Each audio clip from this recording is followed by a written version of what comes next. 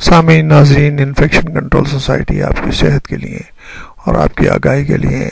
Diabetes کے complication کے اوپر جو کمپلیکیشن ہوتی ہیں ان کے بارے میں آپ کو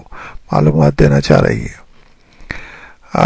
ڈائبٹیز کے اوپر جو لانگ ٹرم کمپلیکیشنز ہوتی ہیں اس میں دماغ کی شریانوں یعنی دماغ میں جو آرٹریز ہیں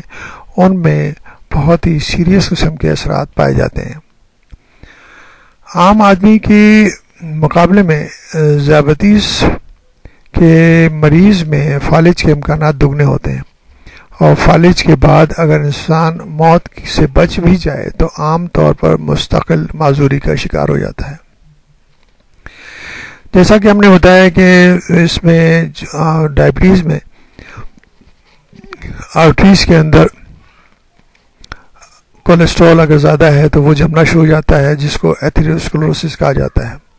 اور یہ خون کی شریانیں جب اگر ان کی سطح جو ہے بہت ہی چکنی ہوتی ہے، اگر اس میں کولیسٹرول جم جائے گا تو وہ سطح جو ہے وہ رف ہو جائیں گی۔ رف ہونے سے یعنی کہ کھردری ہونے سے وہاں پر پلیٹلیٹ جمع ہو جاتے ہیں اور اس میں خون کا جماؤ شروع ہو جاتا ہے، جو کہ تھرومبس فارمیشن کہا جاتا ہے۔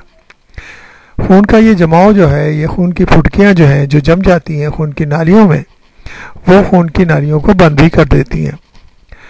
یا بعض دفعہ یہ ہوتا ہے کہ جسم کے کسی حصے میں تھرومبس فارمیشن ہوئی اور خون جم گیا کسی جگہ، اور پھر وہاں سے یہ خون کا جو ٹکڑا ہے یا پھٹکی ہے وہاں سے ڈیٹیچ ہو کے ایمبولس بن گئی، یعنی کہ وہ خون کے دوران خون میں چلی گئی۔ اب خون کے دوران خون میں جانے کے بعد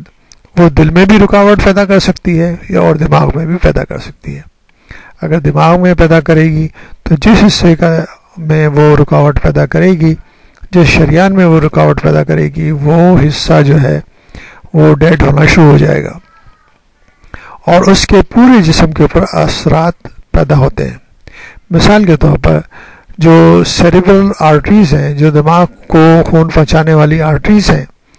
وہ جسم کے نظام کو اس طرح کنٹرول کرتی ہیں کہ دماغ کے دو حصے ہوتے ہیں، رائٹ سائڈ اور لیفٹ سائڈ، سیدھا حصہ اور الٹا حصہ۔ تو جو لیفٹ سائڈ ہے وہ جسم کے سیدھے حصے کو یعنی کہ رائٹ سائڈ کو کنٹرول کرتا ہے، اور جو رائٹ سائڈ ہے دماغ کا وہ دماغ کے لیفٹ سائڈ کو کنٹرول کرتا ہے، یعنی کہ ریورس اس میں کمیونیکیشن سسٹم موجود ہے۔ اب جس طرف کی آرٹری بلاک ہو جائے گی، مثال کے طور پر رائٹ آرٹری بلاک ہے تو لیفٹ سائڈ جو ہے وہ اس کا انسان کا وہ مفلوج ہو جائے گا۔ اسی طرح دوسری طرف یہ کیفیت موجود ہو سکتی ہے۔ اسی طرح جو حساسیت کا نظام بھی متاثر ہو سکتا ہے کہ احساس بھی ختم ہو جاتا ہے وہاں پر، جہاں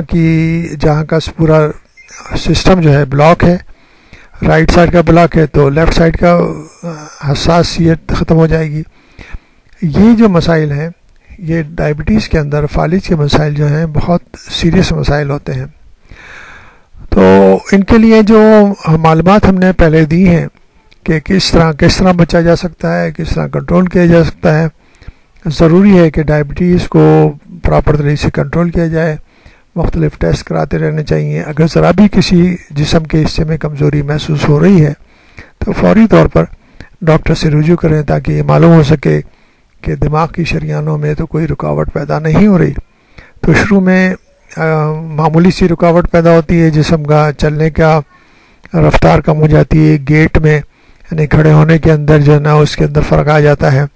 یا کسی ہاتھ میں کمزوری محسوس ہونی شروع ہو جاتی ہے، یا کسی جسم کے کسی اور حصے میں کمزوری محسوس ہونی شروع ہو جاتی ہے۔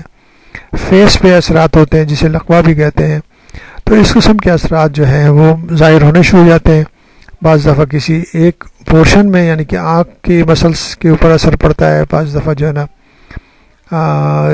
اور جو ہے فیس کے یعنی کہ منہ کھولنے کے بند کرنے کے مسلس کے اوپر اثر پڑتا ہے۔ تو یہ اثرات اگر نمایاں ہو گئے تو فوری طور پر اس کا ٹیسٹ وغیرہ کرا کے اس کی پراپر طریقے سے ڈائگنوسس کرنی چاہیے، کیونکہ وہ مزید آگے بڑھ کے بہت سیریس مسائل پیدا کر سکتے ہیں۔ اور ایک دفعہ فالج ہو جائے تو اس کے بعد جو ہے وہ حصہ بالکل مفلوج ہو جاتا ہے اور انسان کام کرنے کے بھی قابل نہیں رہتا، نہ چلنے پھرنے کے، اور وہ ایک بہت ہی بوجھ بن جاتا ہے معاشرے کے اوپر بھی اور گھر کے اوپر بھی۔ کچھ عرصے تک تو عزیز رشتہ دار گھر والے اس کی ہیلپ کرتے ہیں، مگر اس کے بعد جو ہے وہ مزید کمپلیکیشن میں بہت سیریس مسائل ہو جاتے ہیں۔ تو بہتر یہ ہوگا کہ ان سب مسائل سے بچنے کے لیے، پیچیدگیوں سے بچنے کے لیے ڈائبٹیز کو پراپر طریقے سے کنٹرول کیا جائے تو بہتر نتائج رہیں گے اور بہتر طریقے سے زندگی گزرے گی۔